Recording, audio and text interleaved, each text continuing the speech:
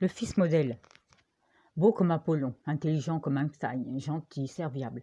Voilà tous les qualificatifs que ma mère employait pour me décrire. Elle était tellement fière de moi. À ses yeux, j'étais le fils parfait. Et ce fils parfait rencontrerait une fille irréprochable et jolie qui aurait bien de la chance de m'avoir comme compagnon. Mais ce que ma mère ignorait, c'est que cette hypothèse ne pouvait être, car j'étais irrésistiblement attiré par les hommes. Dans les conversations, souvent mon père parlait des homosexuels en termes injurieux, et cela me blessait bien évidemment. Dans ce contexte, il m'était impossible de me confier et d'avouer mon orientation sexuelle. Il m'aurait immédiatement jugé et condamné.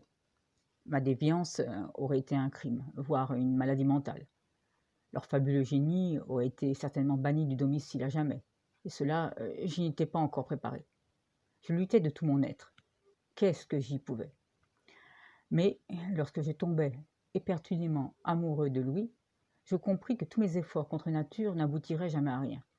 Alors, je pris mon courage à deux mains et écrivis la déclaration suivante que je postai à mes parents.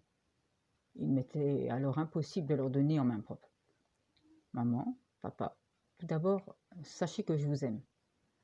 Mais le merveilleux fils prodigue que vous pensez avoir mis au monde n'est pas celui que vous croyez. Son secret est terrible à dire, mais j'irai droit au but. Cela fait si longtemps que je souffre en silence. Je ne pouvais me confier devant les réflexions homophobes de papa, et pourtant moi aussi je suis différent. J'ai pourtant lutté, mais je n'y peux rien, et vous non plus d'ailleurs. Vous m'avez bien éduqué, choyé, protégé, et vous m'avez donné tout votre amour, et je vous en suis très reconnaissant.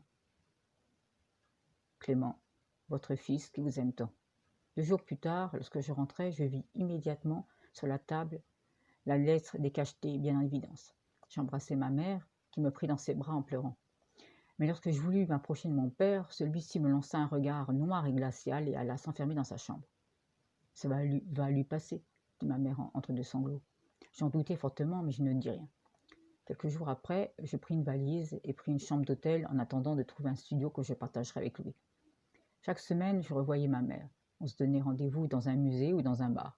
Cette situation l'affligeait beaucoup. Elle n'avait pas pu raisonner mon père. Mon père m'avait effectivement banni de sa vie. Je n'étais plus son fils, mais une simple tapette.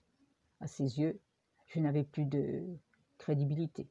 Je n'étais pas un homme, et cela, jamais il ne me le pardonnerait.